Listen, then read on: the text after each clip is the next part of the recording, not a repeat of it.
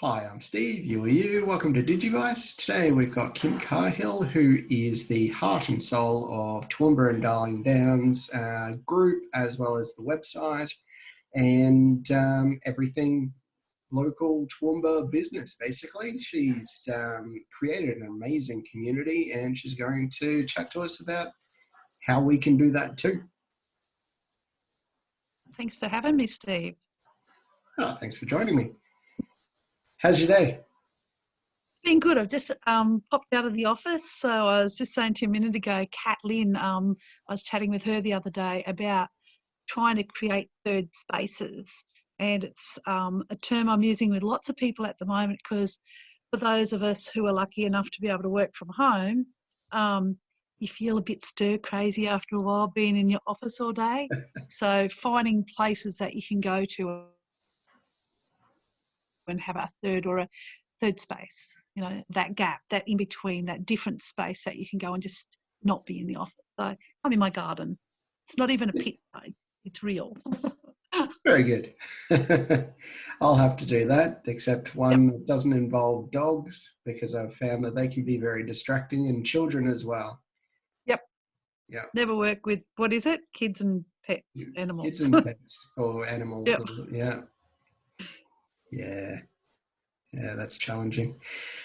Yeah, so you run Toowoomba and Darling Downs group as well as the Toowoomba and Darling Downs website as well. Yep. So, how have you been able to grow that as quickly and as effectively as you I have? don't know. It's just my passion. Like, people often ask, how did it start? Where did it start? And all that sort of stuff. And for me, it's just who I am. It's just what I do. So I just see the page and the groups now as an extension of that. So I've always tried to help people. I've always tried to connect people. I've always tried to support local. Um, and so it just built. It just happened that, it was happening so much. I actually started with a little page called the Good Vibe Tribe. And, my little hippie headband today, hippie at heart. I started with this page called Good Vibe Tribe, and it was all just about positive affirmations and quotes and food, basically. And so that's where it started. But I thought, I'm more than that. It's not everything that I'm about. So I started to think about, what am I about? And so it was like, well, food is a big part for everybody.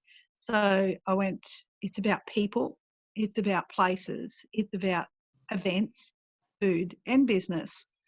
So I went to Nat Fogarty from Big Graphics, and I said, hey, Nat, this is my idea. And she always laughed. And I go, I've got an idea. And so she came up with the idea of the hearts, because in the original one that I had with Good Vibe Tribe, it was just a pink heart. And I'm not much of a pink person. I'm more an orange or green person. So she made this round circle, which represented our region, and it's round, of course, connecting us. And then the hearts go all the way around, and they're all the different coloured hearts on the logo that you'll see. So people, places, events, food and business. And then she's smart, in the middle of the circle and the heart, that there's actually a star as well. So what I was trying to do is bring out the star in those things, the star in the food, the star in the businesses. And yeah, just started doing it, just started sharing it, and it's all just happened from there. It's just something that I do in my spare time, Hmm. something that I do for fun, something that I do because I love it and I believe in it. Hmm. So I guess it's that authenticity as well. It's not just about, okay, well, we've got to go out there and get new leads and bring in new clients and all that sort of thing. It's about creating something that is for everyone, that people are going to get value out of, that isn't just about taking, but it's more about giving to everyone. Absolutely. Yep. I think that's why it works as well. It's you. don't really see you take anything really. You're just going out there and say, hey, this person's over here doing this wonderful thing, and this person's over here doing another wonderful thing. You don't sell, which is great. I think that's why it works, because people are more attracted to That's work the with biggest you. compliment you give me because, yeah. Thanks, Steve. So that's the biggest compliment that you could give to me, is that I don't sell, because I can't stand those pushy sales people and that sort of stuff. And the people that I attract, that I work with, are other genuine, authentic people as well, I think. And the people that I work with become my friends.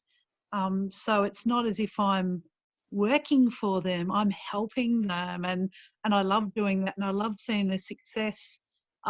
I haven't asked anybody for permission to speak about their specific businesses, but some of the businesses that I do work with are incredible. I was working with a shopping centre for a long time, and I love doing that, and working with plumbers and builders and foodie people and photographers. It's not like the normal sort of business model where you're working and you feel like it's a drudge or anything like that. It's because I feel as if I'm genuinely giving everything of myself to them to help them be the best that they can be, and at the level that they're ready for as well, because not everybody's ready to be here. You've got to start somewhere. So, and I particularly like working with people who don't know a lot about social media, who really know that they should be doing it, but they're not, and they want a hand, and the kids are too impatient to teach them, but I'm probably more around their age, and I can go, well, I can help you do that. And I get in and I show them and I help them, and I just keep on encouraging them and telling them that they're awesome until they get to that next level. And it's like when they can say to me, oh, hey, Kim, I know how to do that now. I know how to do that. I'm like, yes, I love it. Yeah, yeah. Have you ever come across a business that it just isn't the right medium for them? They're not suitable for social media, or like, is there a business out there that it just isn't going to work for? I've told people that I think that they're doing a brilliant job with their social media, and that I couldn't help them more than what they're doing. So there's some people out there that have great product, great Facebook web page, they're doing all the stuff, but they believe in themselves. I love working with those ones as well. So I don't need to help them with their social media, with like they're on Instagram and Google My Business, bang, but they lack the belief in themselves. And I love seeing in people what they can't see for themselves. So when I get an opportunity, I had a girl once, and I said to her, I just don't think I can help you. You are ridiculously awesome. I should be coming to you for tips, sort of thing. And I worked with her for about 6 weeks. And it was all just around belief and knowing how awesome she was in that case, and just bringing that out. And I love working with people to think of ideas, to be creative, and how to market their different business in different ways. So with that girl, we created the goal was to create a video, and we did. We showed who she was in a video, and videos are great. I love creating videos. Yeah, and it really lends itself to social media as well, using video as I don't think you can really express yourself through images as well as you can through video. Yeah, some people aren't ready for it though. Like me, I don't like doing what I'm doing now. I don't like doing videos. It's not my thing. I'm doing it for you, Steve. Do so much to the community through all your educational videos. So doing videos for myself, selfies and all that sort of stuff, I'm not that sort of person. I personally don't like some of the styles of people where it's just like big head sort of stuff, without being disrespectful. Some people can do it fine, but other people don't. It just seems fake. And I don't like that. So I don't want to be like that myself. Being able to make videos like you can do some little things yourself with videos and that sort of stuff, but working with some people that are professionals at it, and there's some out there that are fabulous. You know, Toomba's got heaps of different ones, and if you go onto my page, you'll see some of the ones that I've worked with. I've worked on a few projects at the end of last year with some not-for-profits, and they were fun, and we created a video for them, and yeah, it's fun. Yeah, absolutely. I'll have to go and I must admit I've been a little bit slack in going to your website recently. But yeah. Sorry, I'm The just website's really good for people who want to list their business for free. So some people have a Facebook page and they don't have a web page. So it's a place where people who don't have a web page can go. There's heaps of great offers out there at the moment with various people. And again, if you go to my web page, you'll see some of them who have great specials on web pages at the moment. So if they don't and they want one, they can get one fairly cheap at the moment.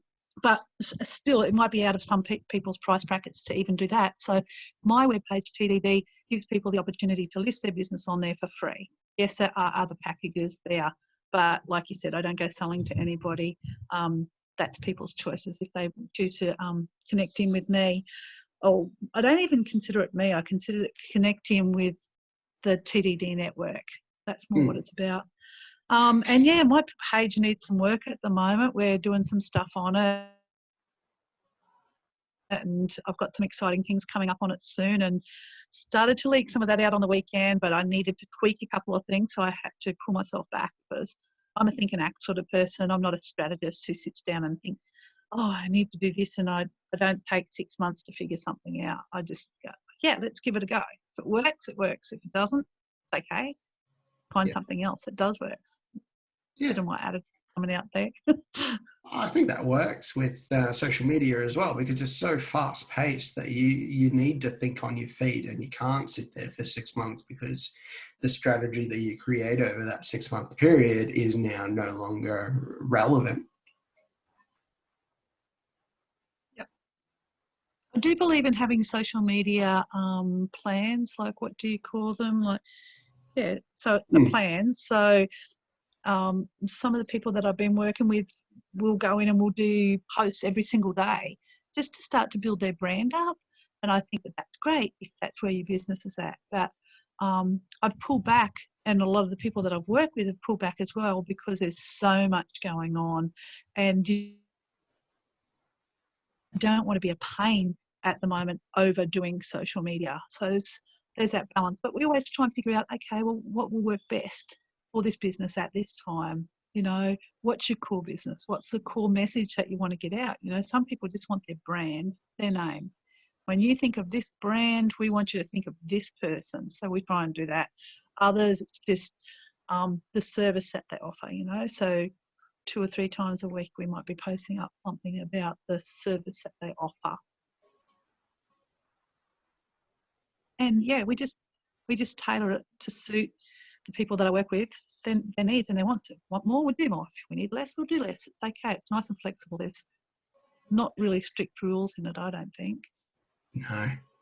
No, and I think that goes across the board. There's no, you need to be posting daily, or you need to be posting 2 to 3 times a week. I think that whatever's most comfortable, so long as it's not like once every 6 months. No. I've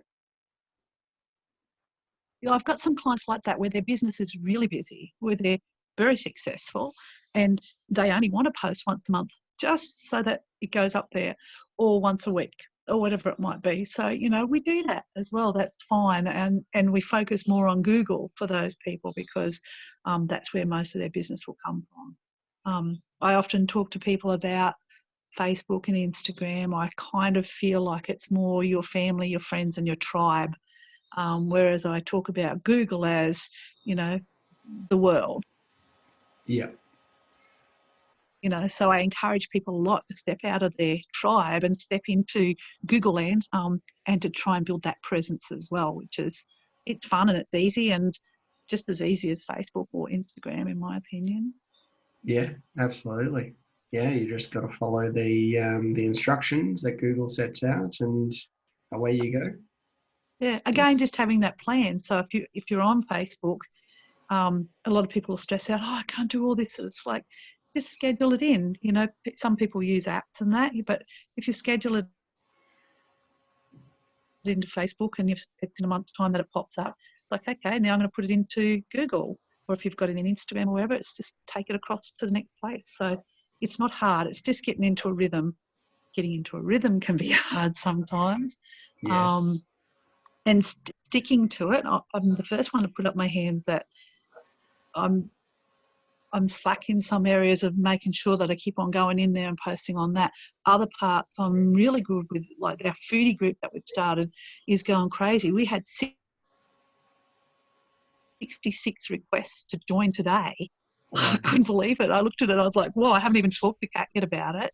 But it's relevant at the moment because people want to know, you know, whereabouts can I buy flour because I'm making bread at home, and whereabouts can I support local businesses with takeaways and that sort of stuff. So, yeah, it's going crazy at the moment. And we post a lot there. We're trying to keep people informed about where they can have things, where they can buy, support local, but also where they can where they can oh, I got sidetracked. Somebody was walking past here. Yeah, anyway. sure. Yeah, it's So, fun. how are they finding you? I There's a couple of different ways. So is this for the foodie group? Yeah, yeah, yeah. So Yeah, you've so got we made the foodie group. 66 We today. Yeah. So I'm not sure. I haven't even looked at it properly yet, but I saw it earlier today that there were 66 requests. Um, we put a post onto TD, so the Facebook page.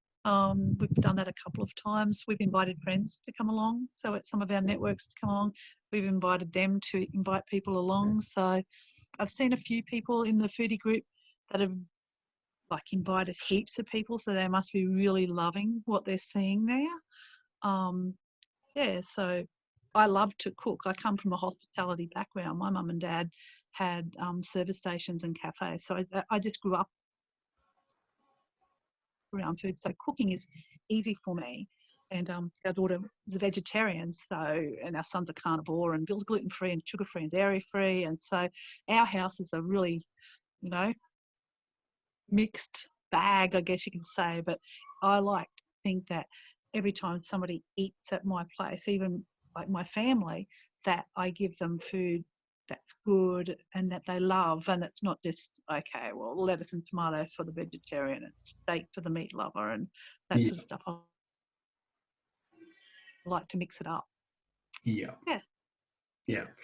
So I guess the takeaway there is, no pun intended, that you're creating great content within that group. So people are more likely to want to share and invite their friends in as well because there's this great content, and that is promotion in itself. It's the content that's driving these numbers. Would you say that that's what you were seeing? We all eat.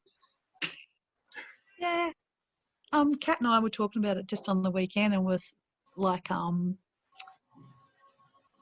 we were posting a lot ourselves, like trying to promote the cafes that are doing takeaways or doing deliveries and that. And we're doing a lot. And then as soon as we started to deliberately pull back, we noticed that people started to post more. So, and that was our goal. We don't want to be the ones sitting there going post all the time. We want to encourage everybody to engage in it. So that's happening now as well, that if we pull back a bit, we notice that people are like, oh, there's not as much there. So yesterday there was this great recipe, which even Bill loved it. It was those old-fashioned cheesecake recipe, you know, the slices, and it's just like biscuits or crumbs or something, and then the condensed milk and lemon. And I can remember when I first met Bill, his mum made the best ever. And back in those days, it's a long time ago, we used to do all of our own home preserves. So we'd have vacolas. Most people wouldn't even know what a vacola is, but it's a big pot this is how it was a pot with a thermometer in the side and these big bottles with steel lids and Oh, wow. plastic bands sort of things that you put onto it. So you go, and because we were out in Dundee and they were in Inglewood and so close to Stanthorpe and all that sort of stuff, you get boxes of apricots during apricot season. Yeah. So this is what I would love to see people do more of now, and I think it's where people are going. It's what we just did naturally, is you get the apricots from the local farm and then you take it home. You make apricot jam and syrup or whatever you want to, but then you preserve all these beautiful apricots in these big cola bottles, and then you leave them and they just get better and better as they sat there, and then you put them onto these beautiful cheesecakes, and I can taste it now. And I think that, like for me with food, it's about family and friends coming together and those stories and that. So when you can tell the story of, you know, meeting Bill and his mum and how great a cook she was, making these gorgeous cheesecakes where you can remember the flavours of the homegrown apricots and the lemon and everything in a beautiful base, and it was made with love. Love it, love it, love it. I think that's the key that really separates you as well. It's that ability to tell that story, which isn't something that you can really duplicate. It has to come from a place of authenticity.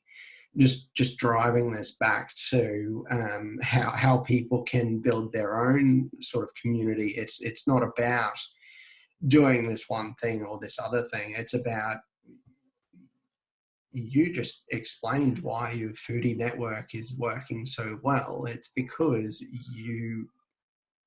you're so enthusiastic about it. You were able to go into that story and pull out all of these awesome little parts and describe it in so much detail that I was just sitting there listening to and imagining me going and getting this box of apricots and going Nom, nom, nom. pulling them all apart and making jam. And yeah, Yes. I think that there is the key. It's not a matter of doing this one thing or this other thing. It's a matter of just finding that thing that you specifically care about and going with that. Thanks. That's a huge compliment. So you paid me two huge compliments. I'm not a salesperson, and being able to tell the story, because I love that as well. And I can do that for all the different parts of my circle with my people, places, events, food and business. Because with business, I talked about a project I did at the end of last year, or late last year. I could have done that all myself. You know, I could have gone, I can do the photography, you know. Mightn't be as good as photographers, but I could do that. I could do this part, I could do that part, I could do this.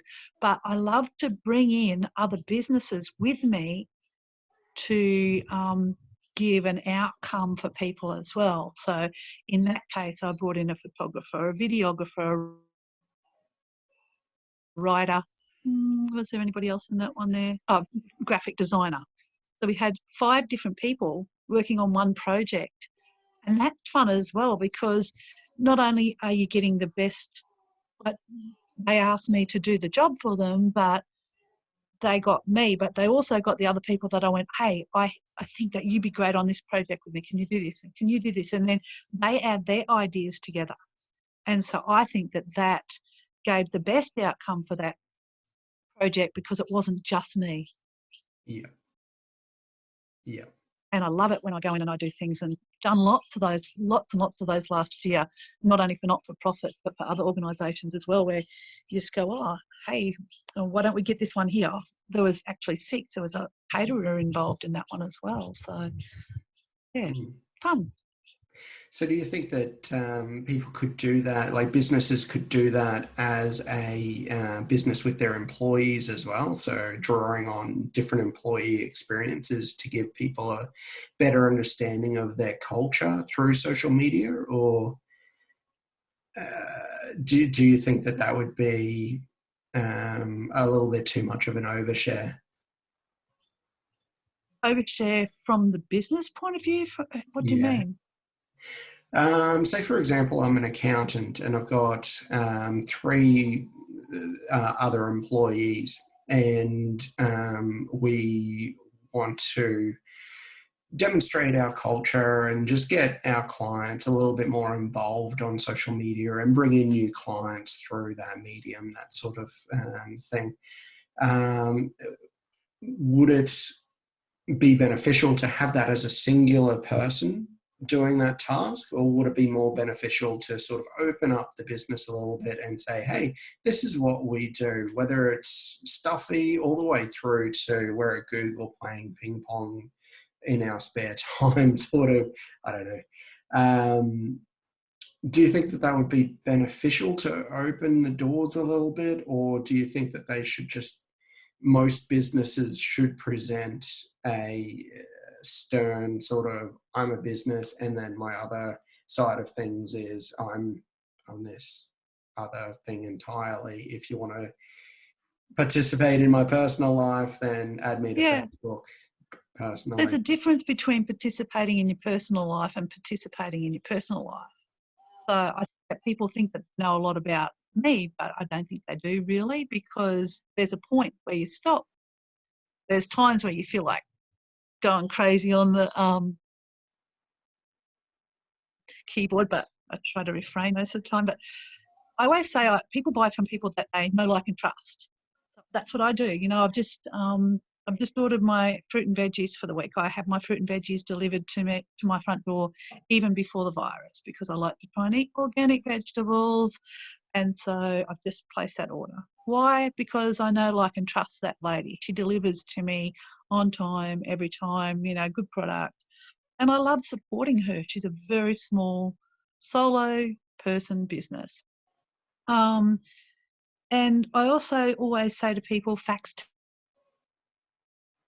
tell and stories sell. So, you know, if you're an accountant and you're on there all the time going facts, facts, facts, facts, that just bores people like me. Great for analytical people, but for people like me, I want to, it's like, hey, who is this accountant? And there's some accountants doing, I'm seeing some doing really, really good work at the moment. Single operators, from what I can tell, but they're really educating people in what's going on at the moment, really smart. So they're given the facts for the people who want the facts, but they're also delivering it in such a way it's like, it's fun, I can understand it, the parts that I want to pick out I can pick out. So I've got two ladies in mind at the moment who are just doing a fabulous job. So yeah, I do like businesses to, there's businesses that I'm working with at the moment where they're telling the story of a staff member. Every Wednesday they share a staff member, who they are. You know, they might be from Roma. So the people that are in Toowoomba that are originally from Roma and the bush, they go, oh, he's a good bloke, he's from Roma. Yeah. You know, he's a footy player, you know, like, or, you know, he's a fisherman or whatever it is that he does, so that they build that relationship and rapport there. The same as the project that I referred back to from end of last year, we told the story of not only the staff, but their clients. Yeah. So people could get to know what the story was all about. Every business has a different story, and people, I think, need to know what that story is to a certain point. Yeah. Yeah. I Long answer, saw that. sorry. But, Um, yeah. what's that? Sorry? Oh, sorry.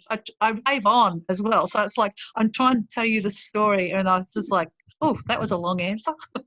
No, it was great. It reminded me of this story that I was reading my son. Somehow we've come across this digital marketing children's book, which is interesting. And it was done by Verbatim, I think it was. They do data analysis. And basically the concept is the digital world is all complicated. So there's clouds that are in the path of the heroes, and they've got to go through all of these different trials of getting bogged down in the data and all Ow. these different things that they've got to go through. And it was enjoyable for me as well as my son, because it basically took them step by step through the hero's journey, and the client was actually the hero. It wasn't them. It was all about the client. And I thought that was Yeah. really nice. The outcome was that the client then was instructed on all of these ways of doing digital marketing, and the clouds disappeared and everything was all colourful again. So it was a very nice end to the story. That story made me think of some of the people in town at the moment that are doing a great job by not promoting their business, but by giving back. Over last week, I saw some people that were just giving, and that's good as well. I saw people doing Easter giveaways, Yeah. Easter promotions or giveaways, and then I saw people doing food drops, which I thought was brilliant.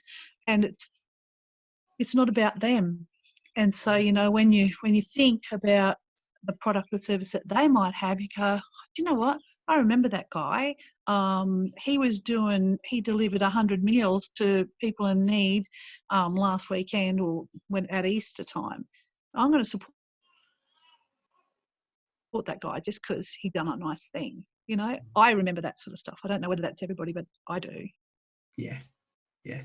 I agree. And I think that we've seen a lot of that with this whole situation that's going on at the moment. Is there's everyone's banding together. I thought that it was going to go the other way. I'm glad that it didn't. And yeah, it's amazing to see that there's so many businesses and people in the community as well who are generally very, it's us and them sort of thing. Whereas now it's everyone is banding together because we need each other. And I think that it's really nice to see. I hope that continues. I think these situations, they always bring out the best and the worst. So Yeah. my sister lived down where the Victorian fires were a few years ago. She talked about when our thing happened up here. You'll see the best and worst in people in this care, and I try and look for the best, but we did. You see the worst. The people